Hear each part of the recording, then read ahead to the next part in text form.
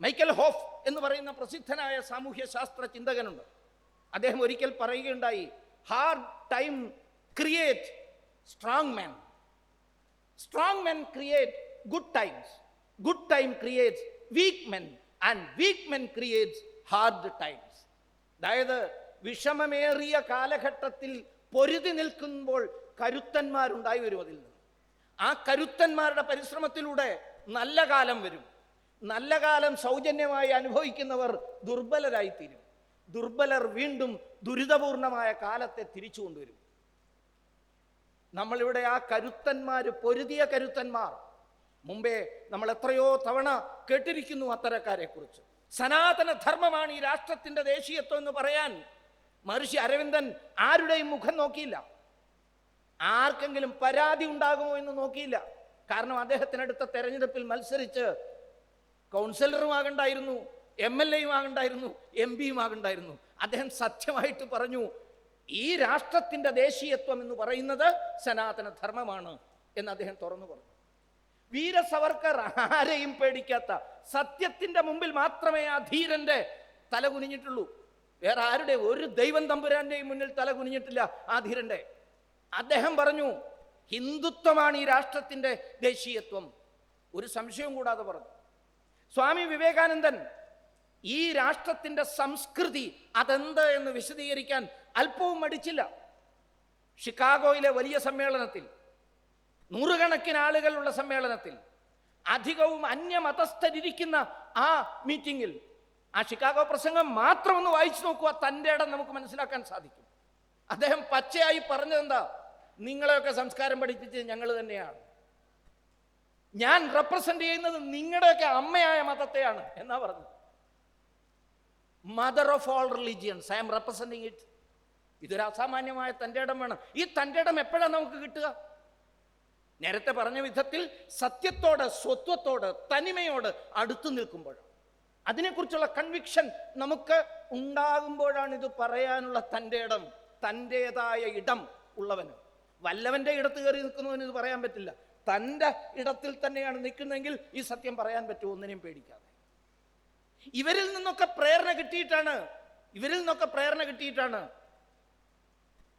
ഭാരതത്തിന്റെ ധീരനായ ശാസ്ത്രജ്ഞൻ PC റായ്, കെമിസ്റ്റായിരുന്നു, കെമിസ്ട്രിയിലെ അധ്യാപകനായിരുന്നു.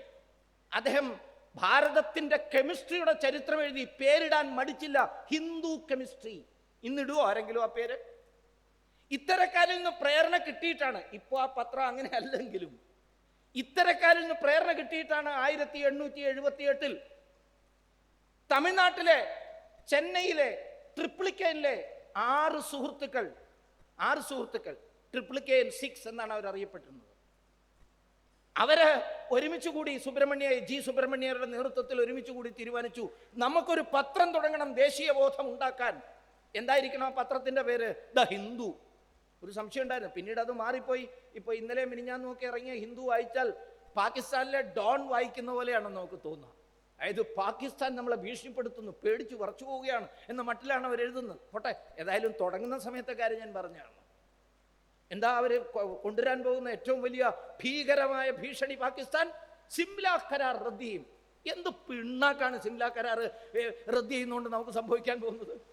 അവനാണ് അപകടം, വലിയ മണ്ടത്തരാണ്. കാരണം അതിർത്തി കടന്നുള്ള ആക്രമണം നടത്തില്ല എന്ന് പറഞ്ഞിരിക്കുന്നത്. അത് വേണ്ടെന്ന് അവർ പറഞ്ഞാൽ നമുക്ക് ഇഷ്ടം പോലെ അങ്ങോട്ട് പോകാനുള്ള അവസരം ഉണ്ടാക്കാം.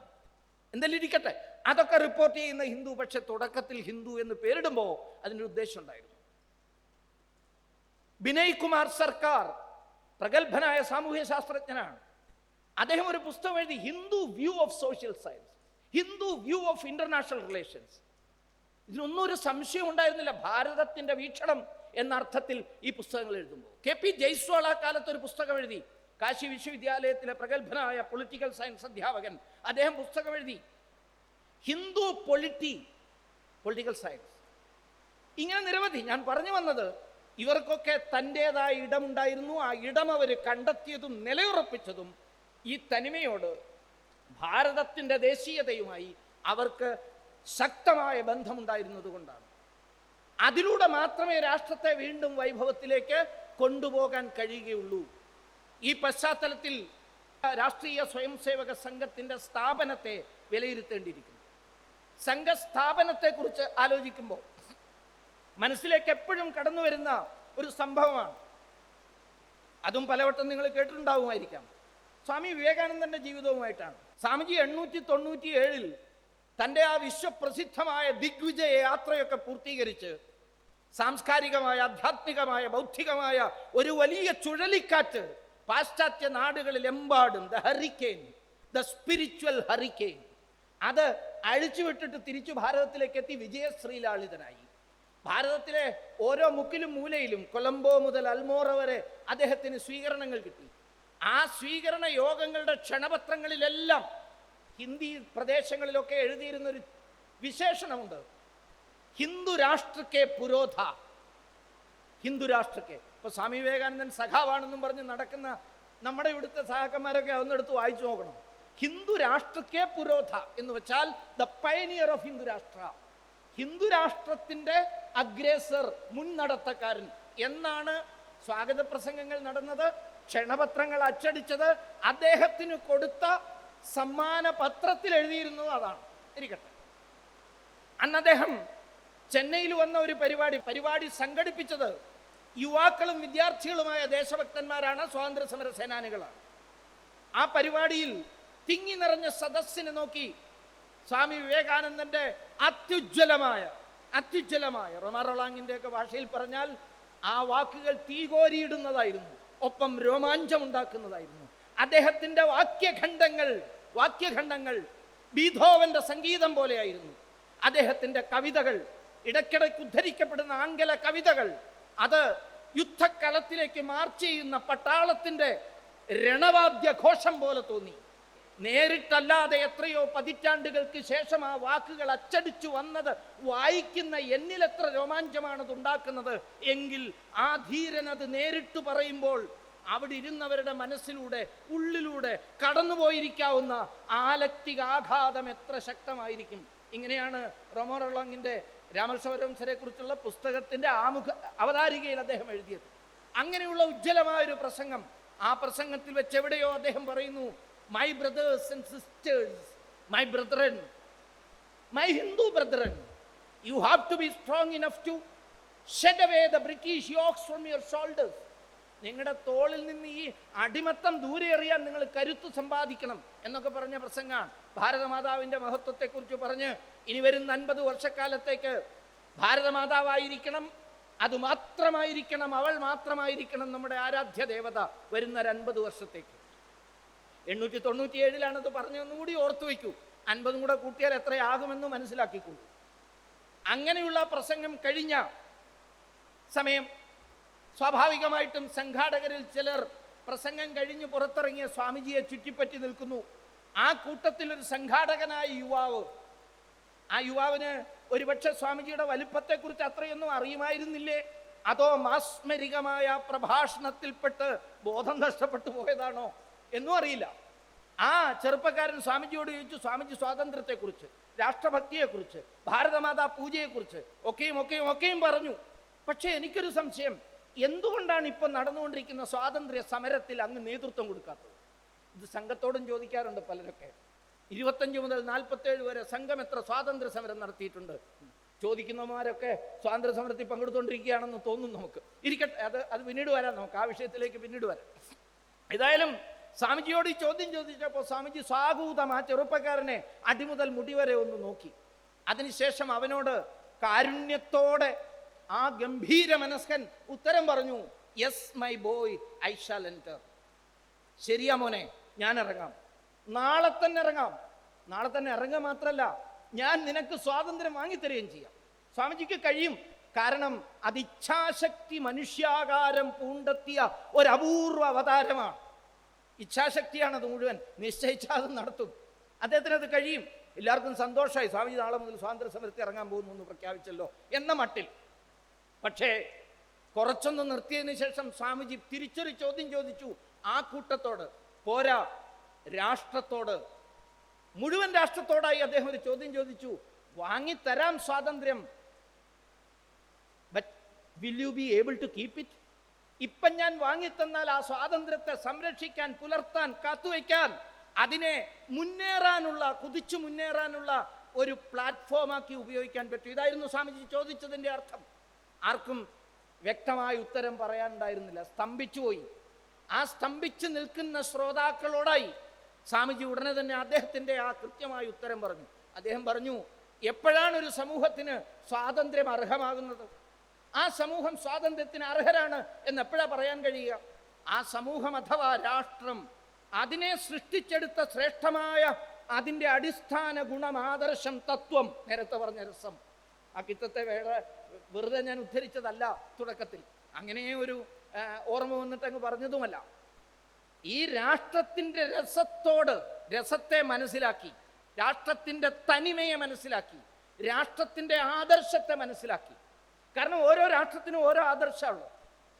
ഓരോ രാഷ്ട്രം ഈ ലോകത്ത് പിറന്നു വീണിട്ടുള്ളത് ഓരോ വ്യക്തി ഓരോ കാര്യം ചെയ്യുന്നതിന് വേണ്ടിയിട്ടാണ് പിറന്നത് എന്ന് പറയുന്നത് പോലെ വിജയിക്കുന്നവരാരാ? ചെയ്യേണ്ടത് എന്താണെന്ന് മനസ്സിലാക്കുന്നവരാണ്. പരാജയപ്പെടുന്നവരാരാ? എന്താ ചെയ്യേണ്ടതെന്ന് അറിയാത്തവരാണ്. എന്നാൽ രാഷ്ട്രങ്ങളെ സംബന്ധിച്ചിടത്തോളം ഇത് ശരിയാണ്. ഓരോ രാഷ്ട്രത്തിനും ഓരോ ലക്ഷ്യമുള്ളത്, ഓരോ ലക്ഷ്യം. നമ്മൾ വിചാരിക്കുന്നുണ്ടോ എല്ലാ രാഷ്ട്രവും ഒരുപോലെയാണെന്ന്?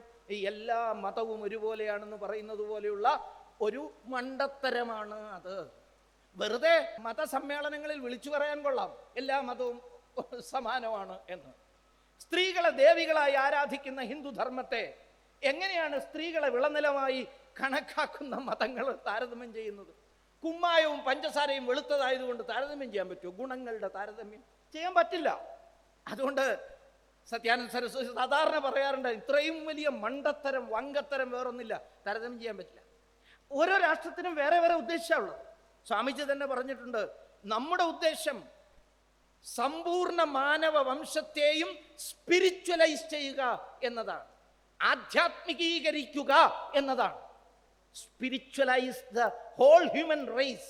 അദ്ദേഹം പറയും, that is the race and A debtor of her. അവളുടെ, അവൾ എന്ന് പറഞ്ഞാൽ ഭാരതം, അവളുടെ ജീവിതത്തിന്റെ ഉദ്ദേശം അതാണ്, ജീവിതത്തിന്റെ തത്വം അതാണ്.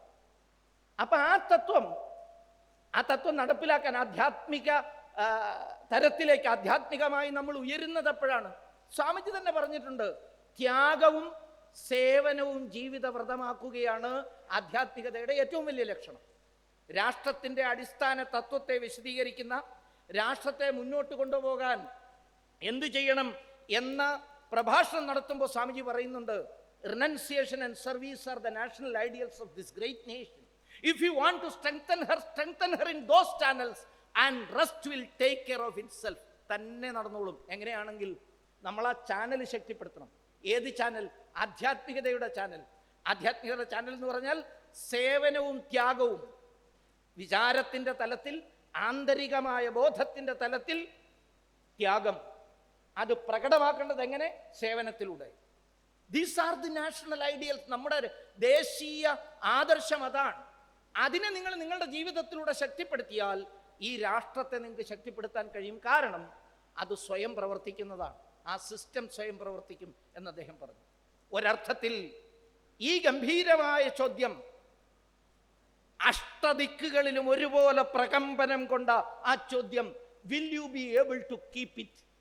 നിങ്ങൾക്കത് സംരക്ഷിക്കാൻ കഴിയുമോ എന്ന ആ ചോദ്യമില്ലേ, ആ ചോദ്യത്തിന്റെ ഉത്തരമാണ് ഒരു കൃതിയിലൂടെ, ഒരു പ്രവർത്തനത്തിലൂടെ ഡോക്ടർ കേശവ ബൽറാം ഹഡ്ഗവാർ 1925 വിജയദശമി ദിവസം നിർവഹിച്ചത്. അതാണ് അദ്ദേഹം നിർവഹിച്ചത്, ഒരു പ്രവർത്തനത്തിൽ, ബൈ ആൻ ആക്ഷൻ. അദ്ദേഹം വീണ്ടും ഒരു പ്രസംഗം നടത്തുകയല്ല എന്നെ പോലെ, അതിനെക്കുറിച്ച് വീണ്ടും ഒരു പ്രസംഗം, ഒരു ഹിന്ദു സമ്മേളനം നടത്തുകയല്ല ഗോപാൽജിയെ പോലെ. അദ്ദേഹം അത് അദ്ദേഹത്തിന്റെ പ്രവർത്തനത്തിലൂടെ നടപ്പിലാക്കുകയാണ് ചെയ്തത്. എന്ത് ചെയ്തു? അവിടെ നാഗപ്പൂരിലെ പരിസര പ്രദേശത്തുള്ള ചിന്തിക്കുന്ന, പ്രവർത്തിക്കാൻ ശേഷിയുള്ള ആദർശ സമ്പന്നന്മാരായ 10-16 കുട്ടികളെ സംഘടിപ്പിച്ചു. ഈ സംഘത്തിന്റെ സ്ഥാപനത്തെക്കുറിച്ച് പറയുമ്പോൾ നമ്മുടെ തന്നെ ചില സുഹൃത്തുക്കള്, സഹോദരന്മാര്, ഈവൻ അധികാരികൾ പോലും 5 കുട്ടികളെ വെച്ചിട്ടാണ് സംഘം തുടങ്ങിയത് എന്നൊക്കെ പറഞ്ഞു കളയും. ചരിത്രം പറയുന്നവർ പ്രത്യേകിച്ച്. അവരാരും എനിക്ക് തോന്നുന്നില്ല സംഘം എവിടെയാണ് തുടങ്ങിയത്, അവിടെ പോയിട്ടുണ്ടാവും തോന്നുന്നില്ല. പോയിട്ടുണ്ടാവും, പക്ഷെ അത് കണ്ടു കാണില്ല. എന്നുവെച്ചാൽ സംഘം തുടങ്ങിയ മുറിയിൽ എഴുതി വെച്ചിട്ടുണ്ട് ഡോക്ടർ ജിയോടൊപ്പം ആ വിജയദശമി ദിവസം എത്ര പേരുണ്ടായിരുന്നു എന്ന്. ഡോക്ടർ ജി അടക്കം 17 പേരുണ്ടായിരുന്നു. അവരുടെ പേരുകളെല്ലാം എഴുതിയിട്ടുണ്ട്. പിഞ്ചു കുട്ടികൾ, അത് കേൾക്കുമ്പോൾ തന്നെ നമുക്ക് വലിയ സങ്കടം ഉണ്ടാവും. ഓ, ആ പിഞ്ചു പിള്ളേരെ കൊണ്ട് ബാലവേല ചെയ്യിച്ചു കളഞ്ഞല്ലോ ഡോക്ടർ ജി എന്ന് തോന്നിപ്പോവും. പിഞ്ചു കുട്ടികളൊന്നും ആയിരുന്നില്ല. അവര് എന്തായാലും 10ാം ക്ലാസ് കഴിഞ്ഞവരായിരുന്നു, ഡിഗ്രിക്കും പോസ്റ്റ് ഗ്രാജുവേഷനും പഠിക്കുന്നവരായിരുന്നു, 1-2 പേർ പോസ്റ്റ് ഗ്രാജുവേഷനും കഴിഞ്ഞവരായിരുന്നു. കുട്ടികളാണ്, വേണമെങ്കിൽ നമുക്ക് പറയാം, നമ്മുടെ കണക്കനുസരിച്ച് നോക്കുമ്പോൾ കുഞ്ഞുങ്ങളാണ്, ശരിയാണ്. താരുണ്യത്തിലേക്ക് പ്രവേശിച്ചവർ, തരുണന്മാർ അവരായിരുന്നു ഉണ്ടായിരുന്നത്. അവരെ വെച്ചിട്ട് അദ്ദേഹം അന്ന് ആദ്യം പറഞ്ഞതെന്തായിരുന്നു? അദ്ദേഹം പറഞ്ഞത് ഇന്ന് സംഘം തുടങ്ങുകയാണെന്ന്. അദ്ദേഹത്തിൻ്റെ വാക്കുകൾ ശ്രദ്ധിക്കണം. സാധാരണ പറയും, അതിന് നമ്മളൊരു പാശ്ചാത്യ വാചകം കടമെടുക്കുകയാണ്, ആദിയിൽ വചനമുണ്ടായി എന്ന് പറയില്ലേ? ഏതാണ്ട് അതേപോലെ ആ സംഘത്തിൻ്റെ ആദിയിൽ ഒരു വചനമുണ്ടായി. എന്താണ് ആ വചനം? സംഘം തുടങ്ങുകയാണ് ഇന്നു മുതൽ. ആര് തുടങ്ങുന്നു എന്ന്? ഞാൻ തുടങ്ങുന്നു എന്ന് അദ്ദേഹം പറഞ്ഞില്ല. ഒരു പരിധിയോളം ചിന്തിച്ചാൽ നമ്മൾ പോലും അല്ല സ്ഥാപകന്മാർ എന്ന് അദ്ദേഹം പറഞ്ഞു. ഇന്ന് മുതൽ സംഘം തുടങ്ങുകയാണ്. പേരുണ്ടോ എന്ന്? സംഘത്തിന് പേരുമില്ല, രാഷ്ട്രീയ സ്വയംസേവക സംഘം ഇല്ല. സംഘം തുടങ്ങുകയാണ് എന്നാണ് അദ്ദേഹം പ്രഖ്യാപിച്ചത്. ഒരു പൂമൊട്ട് വിടരുന്ന സ്വാഭാവികതയോടെ, സൂര്യൻ ഉദിക്കുന്നത് പോലെ സ്വാഭാവികമായി, ഒരു തിരയടിച്ച് ചിതറുന്നത് പോലെ സ്വാഭാവികമായി, ഒരു പുഴയൊഴുകി പരക്കുന്നത് പോലെ, സുഗന്ധവാഹിയായ ഒരു കാറ്റ് നമ്മളെ തഴുകുന്നത് പോലെ, അത്ര കണ്ട് സ്വാഭാവികമായ ഒന്ന്. അതാണ് ജീവമാനമായ ഓർഗാനിക് ആയിട്ടുള്ള സംഘത്തിന്റെ പിറവി. അത് ജൈവ പ്രകൃതിയാണ്, കൃത്രിമമായി ഉണ്ടാക്കിയതല്ല. പാർട്ടിയുടെ പോളിറ്റ് ബ്യൂറോ ആരൊക്കെ ആയിരിക്കണം എന്ന് തീരുമാനിച്ച് പേര് നിശ്ചയിച്ചിട്ട് താഷ്കൻഡിൽ വിളിച്ചുകൂട്ടി ഉണ്ടാക്കിയ സാധനമല്ല ഇത്. പ്രസിഡന്റ് ആരായിരിക്കണം, എൻ്റെ കുടുംബത്തിലെ ആരായിരിക്കണം എന്ന് നിശ്ചയിച്ച് അന്താരാഷ്ട്ര സമ്മേളനം വിളിച്ചുകൂട്ടി ഓഫീസ് നിശ്ചയിച്ച് അതിനേക്കാൾ മുമ്പ് രസീത് കുറ്റിയടിച്ച് അതിനേക്കാൾ മുമ്പ് പിരിവ് നടത്തി തുടങ്ങിയതല്ല ഇത്. ഇത് സ്വാഭാവികമായി ഉണ്ടായതാണ്. ദാദാറാവ് പരമാർത്ഥ് എന്ന് പറഞ്ഞ സംഘത്തിൻ്റെ ഒരു പ്രചാരകനുണ്ടായിരുന്നു, ആദ്യകാല പ്രചാരകനാണ്. അദ്ദേഹത്തോട് ഒരിക്കൽ ഒരു സമ്മേളനത്തിൽ പങ്കെടുക്കുമ്പോൾ അദ്ദേഹത്തോട് ചോദിച്ചു ഒരു ബുദ്ധിജീവി, അതൊരു വലിയ രോഗമാണ് കേട്ടോ ഈ ബുദ്ധിജീവിത്വം. ഈ ബുദ്ധിജീവിത്വം എന്ന് പറയുന്ന ഒരു മഹാരോഗമാണ്, ചികിത്സയില്ലാത്തൊരു അസുഖമാണ്. നിങ്ങൾ എത്ര അസുഖം മരുന്ന് കൊടുക്കാന്ന് സ്വയം എല്ലാം അറിയാമെന്ന് വിചാരിക്കുന്ന ഒരു വിദ്വാൻ എന്ന് വിചാരിച്ചോളൂ. അയാൾ ഡോക്ടർ ദാദാറാവ് പരമാർത്ഥിനോട് ചോദിച്ചു, നിങ്ങൾ വലിയ പ്രസംഗമൊക്കെ നടത്തി, ഒരു വരിയിലൊന്ന് നിർവചിക്കാമോ ഈ RSS എന്താണ് എന്ന്? കേട്ട മാത്ര കേൾക്കാത്ത മാത്ര ദാദാറാവ് പരമാർത്ഥി ചാടി എഴുന്നേറ്റു സദസ്സിൽ. എന്നിട്ട് കയ്യിലിരുന്ന കെയിൻ, അദ്ദേഹം ഡോക്ടർ ജിയെ പോലെ എപ്പോഴും ഒരു കെയിൻ, NCC കമാൻഡർമാർ കൊണ്ടു നടക്കുന്ന പോലെ ഒരു ചൂരൽ കെയിൻ കൊണ്ടു നടക്കും, അത് മുന്നിലുള്ള മേശയിൽ ടപ്പേ എന്നൊരു അടിയെടുത്തു. ഒടിഞ്ഞോന്ന് എനിക്കറിയില്ല. അതിനുശേഷം മനസ്സിൽ നിന്ന് പൊട്ടിത്തെറിച്ചു വന്ന 2 വരി കവിത, ഇംഗ്ലീഷ് കവിത. ഇംഗ്ലീഷിലാണ് പ്രസംഗം, തമിഴ്നാട്ടിലാണ്. അദ്ദേഹം ഇംഗ്ലീഷിലൊരു കവിതയാണ് പറഞ്ഞത്. അദ്ദേഹം പറഞ്ഞു, RSS is an evolution of the life mission of the Hindu nation. RSS is an evolution. ഞാൻ നേരത്തെ പറഞ്ഞില്ലേ, സംഘം എന്ന് പറയുന്നത് ഒരു ജൈവ പരിണതിയാണ്, ഒരു പരിണാമമാണ്. എന്തിൻ്റെ പരിണാമം? ഭാരതമെന്ന ഈ ഹിന്ദു രാഷ്ട്രത്തിൻ്റെ ജീവിത ദൗത്യ നിർവഹണത്തിലേക്കുള്ള പ്രയാണത്തിൽ സംഭവിച്ച ഒരു പരിണാമം. പരിണാമ സിദ്ധാന്തത്തെക്കുറിച്ച് അറിയുന്നവരാണ് നിങ്ങൾ. സാധാരണ പറയുന്ന പരിണാമ സിദ്ധാന്തം എന്താണ്? ഒരു ജീവി സഹസ്രാബ്ദങ്ങളോളം ജീവിച്ചതിന് ശേഷം ചില ജീവൽ കൃത്യങ്ങൾ ചെയ്യാൻ പറ്റാതെ വരുമ്പോൾ അത് ചെയ്യുന്നതിന് വേണ്ടി സ്വാഭാവികമായി ഉള്ളിൽ നിന്ന് പുതിയ അവയവങ്ങൾ ഉരുത്തിരിഞ്ഞു വരുന്നു. ഇതിനെയൊക്കെയാണ് ഡാർവിൻ പരിണാമമായിട്ട് പറഞ്ഞത്. കുറേ കാലത്തെ ചിന്ത കൊണ്ട് ഇതെനിക്ക് ചെയ്യണമെങ്കിൽ സ്വാഭാവികമായിട്ട് ഇങ്ങനെ പിടിച്ചോണ്ടിരുന്ന ജീവിക്ക് തോന്നി ഒരു സാധനം ഇങ്ങനെ കൂടി ഉണ്ടെങ്കിൽ ഇങ്ങനെ പിടിക്കാമല്ലോ എന്ന്, അതൊരു ബലമാണല്ലോ എന്ന്. കാലുകൊണ്ട് പ്രയോജനമില്ല എന്ന് ഉരകങ്ങൾക്ക് തോന്നിയപ്പോൾ അത് തേഞ്ഞ് തേഞ്ഞ് തേഞ്ഞ് ഇല്ലാതെയായി. പെരുമ്പാമ്പുകളുടെ പിന്നിൽ നോക്കിയാൽ ആ തേഞ്ഞു പോയപ്പോൾ ആ കാലിൻ്റെ 2 കാലിൻ്റെ അംശങ്ങൾ ഇപ്പോഴും കാണാം. ആവശ്യമില്ലാതായാൽ ചിലത് ഇല്ലാതെയാകും. അതേപോലെ ആവശ്യമുള്ളത് ചിലത് ഉൾപ്രേരണ കൊണ്ട്, ഉൾചേതന കൊണ്ട്, തീവ്രമായ ഇച്ഛ കൊണ്ട് ഉരുത്തിരിഞ്ഞു വരുമത്രേ. എനിക്കറിയില്ല. ഇതിനെയാണ് എവല്യൂഷൻ എന്ന് പറയുന്നത്. അങ്ങനെ ഈ ഹിന്ദുരാഷ്ട്രത്തിൻ്റെ ജീവിത ദൗത്യ നിർവഹണത്തിലേക്കുള്ള പ്രയാണത്തിൽ, യാത്രയിൽ, ആ ദൗത്യം നിർവഹിക്കാൻ ചില കാരണങ്ങളെ കൊണ്ട് രാഷ്ട്രത്തിന് കഴിയാതെ വന്നപ്പോൾ അതിനുവേണ്ടി രാഷ്ട്രത്തെ സജ്ജമാക്കാൻ, കരുത്തുറ്റതാക്കാൻ, രാഷ്ട്രത്തിൻ്റെ അന്തശ്ചോദനയിൽ നിന്ന് സ്വയം പുറത്തു വന്ന ഒരു പരിണാമമാണ് രാഷ്ട്രീയ സ്വയംസേവക സംഘം. ഒരു സ്വാഭാവികമായ ക്രിയയാണ്, അതാരും കൃത്രിമമായി ഉണ്ടാക്കിയതല്ല. ഒരർത്ഥത്തിൽ ഇതൊരു തുടർച്ചയുമാണ്. ഏത്? രാഷ്ട്രീയ സ്വയംസേവക സംഘം എന്നത് അഖില ഭാരതീയ പ്രതിനിധി സഭയിൽ അംഗീകരിച്ച ഒരു സങ്കല്പ പത്രമുണ്ട്, ഒരു പ്രതിജ്ഞാപത്രം. 100-ാം വർഷത്തോടനുബന്ധിച്ച് സംഘം പ്രഖ്യാപിച്ച ഒരു പ്രതിജ്ഞാപത്രമാണ് സങ്കല്പ പത്ര എന്ന്. ഹിന്ദിയിലും റിസോൾവ്സ് എന്ന് പറഞ്ഞിട്ട് ഇംഗ്ലീഷിലും അത് അച്ചടിച്ചു വന്നിട്ടുണ്ട്. അതിൽ പറയുന്നുണ്ട്, വേദകാലത്തോ വേദപൂർവകാലത്തോ ഭാരതത്തിനുണ്ടായിരുന്നതായ ആ ഐശ്വര്യത്തിന് കാരണമായ ജീവിതശൈലിയെ, ജീവിത രീതിയെ, അന്ന് ചെയ്തുകൊണ്ടിരുന്ന ആ പ്രവൃത്തിയെ പുനരാവഹിക്കാൻ വേണ്ടിയിട്ട് ആ യാത്രയിൽ, ആ ചരിത്രത്തിൽ ഇന്നത്തെ കണ്ണിയാണ് രാഷ്ട്രീയ സ്വയംസേവക സംഘം. ഇന്നത്തെ കണ്ണിയാണ്. ആ കാലഘട്ടത്തിലെ മഹത്വങ്ങളുടെ തുടർച്ചയാണ് രാഷ്ട്രീയ സ്വയംസേവക സംഘം. അത് തന്നെയാണ് ദാദാ പരമാർത്ഥു പറഞ്ഞത്. അന്നങ്ങനെ 25 വിജയദശമി ദിവസം ഒരുമിച്ച് കൂടി. ഒറ്റ ഉദ്ദേശമാണ് ആ പ്രവർത്തനത്തിലുണ്ടായിരുന്നത്. ആ ഉദ്ദേശം എന്ന് പറയുന്നതിൻ്റെ ഒരു വലിയ ഫിലോസഫിക്കലായ ബാക്ക്ഗ്രൗണ്ടാണ് ഞാൻ തോയിൻബിയെ കുറിച്ചൊക്കെ ഉദ്ധരിച്ചുകൊണ്ട് നിങ്ങളുടെ മുമ്പിൽ പറയാൻ ശ്രമിച്ചത്. ഈ രാഷ്ട്രത്തിൻ്റെ തനിമയായ ഹിന്ദുത്വത്തിലേക്ക് ജനങ്ങളുടെ ശ്രദ്ധയെ, ജീവിതത്തെ അടുപ്പിച്ചു കൊണ്ടുവരാം. അതുവഴി ഈ രാഷ്ട്രത്തെ വീണ്ടും പരമവൈഭവ പദത്തിലേക്ക് കൊണ്ടുപോവുക. അതിന് പാകമാക്കണമെങ്കിൽ ഒരു വലിയ ശിക്ഷണം ആവശ്യമാണ്, ഒരു പരിശീലനം ആവശ്യമാണ്. ശരീരത്തിൻ്റെ സർവകോശങ്ങളെയും സ്വാധീനിക്കുന്ന ഒരു പ്രശിക്ഷണം ആവശ്യമാണ്. ഏതൊക്കെയാ കോശം? അന്നമയ കോശം അഥവാ ശരീരം, പ്രാണമയ കോശം അഥവാ നമ്മുടെ പ്രാണനാൽ സൃഷ്ടിക്കപ്പെട്ട ശരീരത്തിൻ്റെ അതിൻ്റെ ഉള്ളിലെ ഘടകം കോശം അല്ലെങ്കിൽ കൂട്, അതിൻ്റെ ഉള്ളിലെ കൂടായ മനോമയ കോശം, മനസ്സിന് പരിവർത്തനം ഉണ്ടാകണം. അതിനപ്പുറത്ത് വിജ്ഞാനമയമാകുന്ന ഒരു കോശമുണ്ട്, അതിന് പരിവർത്തനം വരണം.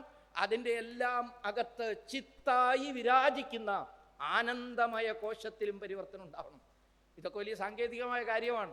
ഇതൊക്കെ നടപ്പാക്കണം എന്ന് പറഞ്ഞ് ഒരു സൈദ്ധാന്തിക പത്രം ഡോക്ടർ ജി ഇറക്കിയില്ല. ഡോക്ടർ ജി അതിന് പറയാതെ തന്നെ ആ കാര്യം നടപ്പിലാക്കാൻ നിത്യേന നമുക്ക് ഒരുമിച്ച് കൂടാം എന്ന് പറഞ്ഞു. ശരീരത്തെ അതിന് പാകപ്പെടുത്തിയില്ലെങ്കിൽ, പ്രാണനെ അതിനനുസരിച്ചുള്ള സഞ്ചാരത്തിന് തയ്യാറാക്കിയില്ലെങ്കിൽ, മനസ്സിനെ സംസ്കരിച്ചില്ലെങ്കിൽ, ബുദ്ധിയെ സൂക്ഷ്മതയുള്ളതാക്കിയില്ലെങ്കിൽ, രാഷ്ട്രസമർപ്പിതമായ ബുദ്ധി സൃഷ്ടിക്കപ്പെട്ടില്ലെങ്കിൽ, ഒരു ആധ്യാത്മിക ദൃഷ്ടി എന്ന് പറഞ്ഞാൽ വലിയ വിഭൂതിയൊക്കെ അണിഞ്ഞ് രുദ്രാക്ഷമൊക്കെ അണിഞ്ഞ് നടക്കണം എന്നല്ല. നേരത്തെ പറഞ്ഞു, വിവേകാനന്ദൻ അതും പറഞ്ഞു, സേവയുടെയും ത്യാഗത്തിൻ്റെതുമായ ജീവിതശൈലി, അതിലൂടെ ആധ്യാത്മികമായ പരിവർത്തനം, ഇതഞ്ചും നടത്താൻ പാകത്തിനുള്ള ഒരു ഉജ്ജ്വലമായ പ്രവർത്തന പദ്ധതി. ചരിത്രത്തിൽ അതിന് സമാന്തരങ്ങളില്ല. പലരും പല പ്രവർത്തനവും നടത്തുന്നതും മുമ്പ് നടത്തിയ ചില പ്രവർത്തനങ്ങളുടെ തുടർച്ചയോ ആവർത്തനമോ ഒരു തരത്തിലുള്ള അനുകരണവുമായിട്ടാണ്. ഡോക്ടർ ജിയുടെ മുമ്പിൽ അതിനൊരു സമാനതകളില്ല. ധ്യാനമഗ്നമായ ഏതോ മുഹൂർത്തത്തിൽ ഉള്ളിൽ നിന്ന് ആ ഋഷിചോദന ഉണർന്നു. ഇങ്ങനെ ഒരു പ്രക്രിയ ആരംഭിക്കാം. രാഷ്ട്രത്തിനു വേണ്ടി സമർപ്പിക്കപ്പെട്ടവർ ഒരുമിച്ച് കൂടുക ദിവസേന. അവർ ശാരീരിക, മാനസിക, ബൗദ്ധിക, ആധ്യാത്മിക പരിവർത്തനത്തിന് ഉതകുന്ന കാര്യക്രമങ്ങളിലൂടെ കടന്നു പോവുക. അങ്ങനെ ശാഖ ആരംഭിച്ചു. അത് നിരവധി ഇടങ്ങളിലേക്ക് വ്യാപിച്ചു. അതിലൂടെ ഹിന്ദു സമൂഹം തിരിച്ചറിയുകയായിരുന്നു, ഞങ്ങൾ ഹിന്ദുക്കളാണ് എന്ന്. ഏറ്റവും വലിയൊരു അപകടം ഞാൻ ആരാണെന്ന് മറന്നുപോകലാണ്. മറന്നുപോവുക. അങ്ങനെ മറന്നു പോകാത്ത ഒരു അവസ്ഥയിലേക്ക്, ഒരു ഉണർവിൻ്റെ, സ്മൃതിഭ്രംശാത് ബുദ്ധിനാശോ ബുദ്ധിനാശാത് പ്രണശ്യതി എന്ന് ഭഗവാൻ പറയും. സ്മൃതി പോയാൽ പിന്നെ ബുദ്ധി പോകും, ബുദ്ധി പോയാൽ സർവനാശാണ്. ഹിന്ദുക്കൾ ആ വഴിക്ക് പോവുകയായിരുന്നു. അവിടെയാണ് ഡോക്ടർ ജി എന്ന ആ ഞാൻ പറഞ്ഞ ഋഷി അവരുടെ ആ തെറ്റിലേക്കുള്ള പോക്കിൻ്റെ മുന്നിൽ മാറും വിരിച്ച് തലയുയർത്തിപ്പിടിച്ച ഗംഭീര പുരുഷൻ നിന്നു. എന്നിട്ട് നേരെ വഴിക്ക് നടത്താൻ വേണ്ടി സംഘത്തിൻ്റെ ശാഖ ആരംഭിച്ചു. അത് വിദർഭയിലെ വിവിധ മേഖലകളിലേക്ക് ആദ്യം വ്യാപിച്ചു. പിന്നീട് സമർപ്പണ ബുദ്ധികളായ സംഘ കാര്യകർത്താക്കന്മാർ, സ്വയംസേവകന്മാർ ഭാരതത്തിൻ്റെ എല്ലാ കോണിലേക്കും ശാഖയെ എത്തിക്കാൻ വേണ്ടി പ്രയത്നിച്ചു. അതിലേറ്റവും കൂടുതൽ പ്രയത്നിച്ചത് സ്വാഭാവികമായിട്ടും ഡോക്ടർ ജി ആയിരുന്നു. അങ്ങനെ ശാഖകൾ എല്ലായിടത്തേക്കും എത്തിയപ്പോൾ ഹിന്ദു സംഘടന എന്നതിൻ്റെ മഹത്വം മനസ്സിലായി തുടങ്ങി. ശാഖ തുടങ്ങുന്നതിന് തൊട്ടു മുമ്പുള്ള കാലഘട്ടത്തിൽ ഹിന്ദു എന്നറിയപ്പെടുന്നത് നാണക്കേടായി കണ്ടിരുന്ന ആളുകൾ പോലും പതുക്കെ ഹിന്ദു ആണ് ഞാൻ എന്നു പറയാൻ തുടങ്ങി. വലിയ നേതാക്കന്മാർ പോലും പറഞ്ഞിരുന്നു, എന്നെ വേണേ കഴുതാന്ന് വിളിച്ചോളൂ, എന്നാലും ഹിന്ദു എന്ന് വിളിക്കല്ലേ എന്ന് പറഞ്ഞിരുന്നു ആ കാലഘട്ടത്തിൽ. ഹിന്ദു എന്ന് വിളിക്കരുതേ എന്ന്. അത് പറഞ്ഞ ആളാരാണെന്നൊക്കെ നിങ്ങൾക്കറിയാം. പ്രധാനമന്ത്രിയുടെ അച്ഛൻ, പിതാവ്, അദ്ദേഹമാണ് പറഞ്ഞത്. വിദേശത്തൊരു ഹോട്ടലിൽ ചെക്ക് ഇൻ ചെയ്യുന്ന സമയത്ത് റിസപ്ഷനിൽ ഇരുന്ന പെൺകുട്ടി ചോദിച്ചു, നിങ്ങളുടെ മതം ഹിന്ദു അല്ലേ, ഭാരതത്തിൽ നിന്ന് വരുന്നു എന്നുള്ള അർത്ഥത്തിൽ റിലിജിയൻ ഹിന്ദു എന്ന് എഴുതാൻ തുടങ്ങിയപ്പോൾ അദ്ദേഹം വളരെ ദേഷ്യപ്പെട്ടുകൊണ്ട് പറഞ്ഞു, call me A donkey, don't call me A Hindu. എന്നെ വേണേൽ കഴുതാന്ന് വിളിച്ചോളൂ, എന്നാലും ഹിന്ദു എന്ന് വിളിക്കല്ലേ. ഇപ്പോഴും അങ്ങനെ നമ്മുടെ നാട്ടിൽ ചില പാർട്ടിക്കാരുണ്ട് അങ്ങനെ തന്നെ പറഞ്ഞുകൊണ്ടിരിക്കുന്നത്. അവർ കുറച്ചു കാലം കൂടെ ഒക്കെ അങ്ങനെ പറയും, കുറച്ച് കഴിഞ്ഞാൽ അവരും മാറ്റും. ഏതായാലും അതായിരുന്നു ആ കാലഘട്ടം. അതിനുശേഷം അദ്ദേഹത്തിൻ്റെ മകനും പറഞ്ഞു, ഞാനൊരു ആക്സിഡൻ്റൽ ഹിന്ദുവാണ്. പിന്നീട് ആ പാർട്ടിയിൽ പിന്നെ ഒരു ആക്സിഡൻ്റൽ പ്രൈം മിനിസ്റ്ററും ഉണ്ടായി. യാദൃച്ഛികമായിട്ട് പ്രൈം മിനിസ്റ്റർമാരുണ്ടാവുന്നു, യാദൃച്ഛികമായി ഹിന്ദുക്കൾ ഉണ്ടാവുന്നു, അങ്ങനെയൊക്കെ വന്നു. അപമാനബോധത്തോടെ ഹിന്ദുക്കളെ കണ്ടിരുന്ന കാലം മാറി. ഇന്ന് ഭാരതം അഭിമാനത്തോടു കൂടി പ്രഖ്യാപിക്കുകയാണ്, ഹിന്ദു ഹിന്ദു ഹിന്ദു ഞാൻ എന്ന അവസ്ഥയിലേക്ക് വന്നു. സർവത്ര പരിവർത്തനം ഉണ്ടാവുകയാണ്, സർവത്ര പരിവർത്തനം. ആ പരിവർത്തനത്തെക്കുറിച്ചൊക്കെ കഴിഞ്ഞ ദിവസം നമ്മളെല്ലാവരും കേട്ടു, അത് നിങ്ങൾ മനസ്സിലാക്കി. ഇപ്പോൾ സംഘം ആ വളർച്ചയുടെ ചരിത്രത്തിൽ വിവിധ മേഖലകളിൽ ഹിന്ദുത്വാധാരിതമായ, സംഘദർശനാധാരിതമായ, അധിഷ്ഠിതമായ പ്രസ്ഥാനങ്ങളെ ആരംഭിച്ചുകൊണ്ട്, ആദ്യഘട്ടത്തിൽ സംഘശാഖ മാത്രമായിരുന്നു ഉണ്ടായിരുന്നത്.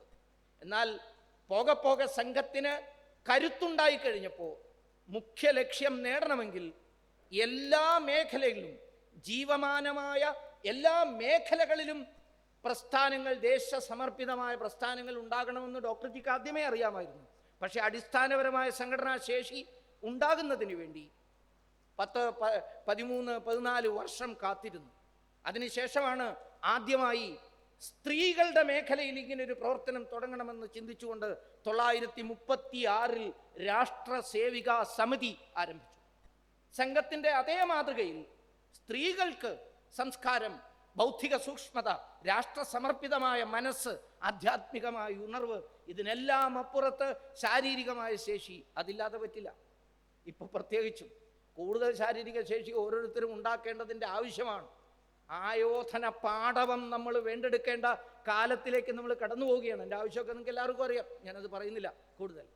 എവിടെയെല്ലാമാണോ നമുക്ക് ക്ഷീണം സംഭവിക്കുന്നത് അവിടെ ഹിന്ദുക്കൾക്ക് ഈ 2 കുറവുകളുണ്ട്: ശാരീരികമായ ശേഷി, തൻ്റെ ഇടം, അതേപോലെ തന്നെ പ്രധാനമായിട്ടുള്ളത് സംഘടനാ ശേഷി ഇല്ലാത്തതുകൊണ്ട്. ഇത് വീണ്ടെടുക്കേണ്ട അവസ്ഥയാണെന്ന് ബോധ്യപ്പെട്ടുകൊണ്ട് ഡോക്ടർ ജിയുടെ കൂടി മാനസികമായ എല്ലാവിധ പിന്തുണയോടും കൂടി രാഷ്ട്ര സേവികാ സമിതി ഉണ്ടായി. പിന്നീട് അങ്ങോട്ട് ഓരോരോ മണ്ഡലങ്ങളിൽ വിദ്യാർത്ഥി പരിഷത്ത്, ഭാരതീയ ജനസംഘം, വിശ്വ ഹിന്ദു പരിഷത്ത്, വനവാസി കല്യാണ ആശ്രമം തുടങ്ങി നിരവധി പ്രസ്ഥാനങ്ങൾ ആരംഭിച്ച് രാഷ്ട്ര ജീവിതത്തിൽ മുഴുവൻ ഹിന്ദുത്വത്തെ വ്യാപരിപ്പിക്കുവാൻ, ഹിന്ദുത്വത്തിൻ്റെ ശക്തിയെ സന്നിവേശിപ്പിക്കാൻ സംഘത്തിന് കഴിഞ്ഞു. ഇപ്പോൾ നമ്മൾ ഈ 100-ാം വർഷത്തിലേക്ക് എത്തുമ്പോൾ ഇനിയുള്ളത് പരിപൂർണമായ സാമൂഹ്യ പരിവർത്തനത്തിൻ്റെ മേഖലയിലേക്ക് നമ്മൾ കടക്കുകയാണ്. അതിനായി സംഘം അതിശക്തമായൊരു പ്രഖ്യാപനം നടത്തി. അത് ഇന്നലെ വിശദീകരിച്ചു കാണും. മുമ്പേ തന്നെ സംഘശാഖകൾ വഴിക്ക്, പ്രസ്ഥാനങ്ങൾ വഴിക്ക്, നമ്മുടെ ഗതിവിധികൾ, സംഘത്തിൻ്റെ ഗതിവിധികൾ വഴിക്ക് ആ പ്രവർത്തനവും പഞ്ചപരിവർത്തനത്തിൻ്റെ പ്രവർത്തനം. ഹിന്ദു സംസ്കാരത്താൽ അടിമുടി ഹിന്ദു സംസ്കാരം തുടിക്കുന്ന കുടുംബങ്ങൾ നമുക്കുണ്ടാകണം. ഹിന്ദു സംസ്കാരം തുടിക്കുക എന്ന് പറഞ്ഞാൽ എന്താ അർത്ഥം? സിമ്പിളാണ്, ലളിതമാണ്. വാക്ക് പറയുമ്പോൾ ഇത്തിരി കടുപ്പിച്ച് പറഞ്ഞു എന്ന് വിചാരിച്ചിട്ട് ഇതെന്തോ പ്രയാസമുള്ള കാര്യമാണെന്ന് വിചാരിക്കേണ്ട. കുടുംബാംഗങ്ങളെല്ലാം ആഴ്ചയിൽ ഒരിക്കലെങ്കിലും ഒന്ന് ഒരുമിച്ചിരിക്കുക, അത് ഹിന്ദുത്വത്തിൻ്റെ ഒരു പ്രത്യേകതയാണ്. അച്ഛൻ വരുന്നു ഒരു സമയത്ത്, ഭാര്യ വരുന്നു മറ്റൊരു സമയത്ത്, മകൻ വരുന്നു, അർദ്ധരാത്രിയിൽ മകൾ വരുന്നു, സുപ്രഭാതത്തിൽ മകൻ വന്നു, മുറിക്കുള്ളിൽ കയറുന്നു, കുറ്റിയിടുന്നു അകത്ത് നിന്ന്. പിന്നെ എന്താണ് അവിടെ നടക്കുന്നത്? ആരോ പറഞ്ഞതുപോലെ അയാൾ വരുന്നത് കാണാം, 2-3 പേരെ കൂട്ടി മുറിക്കകത്ത് കയറുന്നു, കുറ്റിയിടുന്നു. അവിടെ സെമിനാറാണോ സിമ്പോസിയമാണോ നടക്കുന്നത് നമുക്കറിയില്ല എന്നൊരച്ഛൻ പരിതപിച്ച ഒരു കഥയുണ്ട്. ഇന്നലെ ഞാനൊരു സിനിമാ നടൻ പറയുന്നത് കേട്ടു. ആ സിനിമാ നടൻ പറഞ്ഞത്, മകനും മകളും ഒക്കെ വരും, അവരവരുടെ മുറിയിൽ കയറും, വാതിലപ്പോഴേ അടയ്ക്കും. മിക്കവാറും ഈ വേലക്കാർ ഭക്ഷണം അവിടെ കൊണ്ട് കൊടുക്കുക ചെയ്യും. ഇത് ഹിന്ദുത്വത്തിൻ്റെ പ്രത്യേകതയല്ല. ദിവസേന കഴിയില്ലെങ്കിൽ, ഒരു കാലഘട്ടത്തിൽ ഹിന്ദു സമൂഹത്തിൽ ദിവസേന ഒരുമിച്ച്, ഏറ്റവും ചുരുങ്ങിയത് ഭക്ഷണം കഴിക്കുമ്പോൾ ഒരുമിച്ചിരിക്കുമായിരുന്നു. ഇപ്പോൾ ഈ ഷിഫ്റ്റിൻ്റെയൊക്കെ സംവിധാനങ്ങൾ വന്നതുകൊണ്ട് അതിന് കഴിയില്ലായിരിക്കാം. പക്ഷെ നിശ്ചയിക്കണം, ചുരുങ്ങിയതൊരാഴ്ചയിൽ ഒരു ദിവസമെങ്കിലും ഒരുമിച്ച് ഭക്ഷണം കഴിക്കാൻ, ഒരുമിച്ച് ഭജന നടത്താൻ, ഹിന്ദു ഈശ്വരനെ ജപിക്കാൻ ഒരുമിച്ച്. ഈ ഹിന്ദു ധർമ്മ പരിഷത്തിലെങ്കിലും നമ്മൾ അങ്ങനെ ഒരു തീരുമാനമെടുക്കണം. ഇതിലെ അംഗങ്ങളും അനുഭാവികളെങ്കിലും നമ്മുടെ വീടുകളിൽ ആഴ്ചയിൽ ഒരിക്കൽ കുടുംബാംഗങ്ങൾ ഒരുമിച്ച് 2 കാര്യങ്ങൾക്ക് വേണ്ടി ആഴ്ചയിൽ ഒന്ന് ഈശ്വരഭജനത്തിന്. ഞാൻ പറയുന്നില്ല ദിവസേന രാമനാമം ജപിക്കണം, ആരെങ്കിലുമൊക്കെ ജപിക്കണം, വിളക്ക് കൊളുത്തണം, അതൊന്ന്. പക്ഷെ എല്ലാവരും കൂടി ഇരുന്ന് ഒരുപക്ഷെ നടത്താൻ കഴിഞ്ഞില്ലെങ്കിലും എല്ലാവർക്കും കൂടി ഇരിക്കാൻ കഴിയണം ആഴ്ചയിൽ ഒരിക്കലെങ്കിലും. ഒരുമിച്ച് ആഴ്ചയിൽ ഒരിക്കലെങ്കിലും ഭക്ഷണം കഴിക്കണം. ഒരുമിച്ചിരുന്ന് നമ്മുടെ കുടുംബത്തിൻ്റെ മഹത്വം എന്താണ്, എല്ലാ കുടുംബങ്ങൾക്കും മഹത്വമുണ്ട്, അതനുസരിച്ചാണോ നമ്മുടെ ജീവിതം എന്ന് നമ്മൾ വിലയിരുത്തും. ഇതാണ് കുടുംബം. അതിനോടൊപ്പം കുടുംബം ഒരുമിച്ച് നടത്തുന്ന യാത്രകൾ, ആ യാത്രകൾ ഭാരതത്തിൻ്റെ ഉള്ളിലുള്ള പ്രദേശങ്ങൾക്ക് പ്രാമുഖ്യം കൊടുക്കണം. കാശ് കയ്യിലുണ്ടെന്ന് വിചാരിച്ചിട്ട് ഉടനെ സ്വിറ്റ്സർലൻഡിലേക്ക് പറക്കാമെന്ന് തീരുമാനിക്കരുത്. അതിലുമൊക്കെ സുന്ദരമായ പ്രദേശങ്ങൾ ഭാരതത്തിൽ തന്നെയുണ്ട്. അപ്പം അങ്ങനെ ഭജനയായാലും ഭ്രമണമായാലും ഭോജനമായാലും അതേപോലെ വേഷമായാലും അതിലെല്ലാം ഹിന്ദുത്വത്തെ കൊണ്ടുവന്നുകൊണ്ട് ജീവിക്കാൻ കഴിയണം. അതിനെയാണ് പഞ്ചപരിവർത്തനത്തിൽ പ്രഥമ സ്ഥാനം കൊടുക്കുന്നത്. ഹൈന്ദവ സംസ്കാരത്താൽ അടിമുടി സ്വാധീനിക്കപ്പെട്ട കുടുംബങ്ങൾ.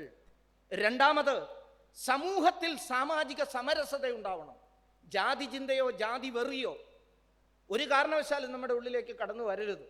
ഇന്ന് കേരളത്തിൽ അങ്ങനെയൊന്നും ഇല്ല എന്ന് പറയുന്നുണ്ടെങ്കിലും ചിലയിടങ്ങളിലെങ്കിലും വാല് വയ്ക്കുകയും വാലിൻ്റെ പേരിൽ അഭിമാനം കൊള്ളുകയും ചെയ്യുന്നവരുടെയൊക്കെ എണ്ണം കൂടി വരികയാണ്. ഈ കഴിഞ്ഞ ദിവസം ഞങ്ങൾക്ക് 3 വയസ്സുള്ളൊരു കുട്ടിയോട് ചോദിച്ചപ്പോൾ അവൻ്റെ പേര് നീളത്തിൽ പറയുന്നു, അവൻ്റെ ആ വാലും കൂടി ഉൾപ്പെടുത്തിക്കൊണ്ട്. അപ്പോൾ അത് നമുക്ക് വലിയ അപകടമാണ് ഹിന്ദു സമൂഹത്തിന്. അതില്ലാതെയാവണം. അതുകൊണ്ട് സാമാജിക സമരസത ഉണ്ടാവണം. മൂന്നാമത്, വീണ്ടും ഒരു വട്ടം കൂടി നമ്മൾ ഒരു വട്ടം കൂടിയല്ല, പൂർണ്ണമായും സ്വദേശി ജീവിതത്തിലേക്ക് തിരിച്ചു പോകണം. വേഷത്തിൽ, ഭാഷയിൽ, ഭക്ഷണത്തിൽ, എല്ലാത്തിലും നമുക്ക് ആ സ്വദേശി ജീവിത ശൈലി വീണ്ടെടുക്കാൻ കഴിയുമോ എന്ന് ചിന്തിക്കണം.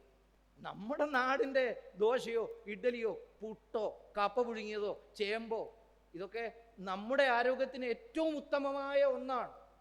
പിസ, അത് ചരിയുന്ന പിസ ഗോപുരത്തിൻ്റെ മുന്നിലിരുന്ന് അവർ കഴിച്ചോട്ടെ.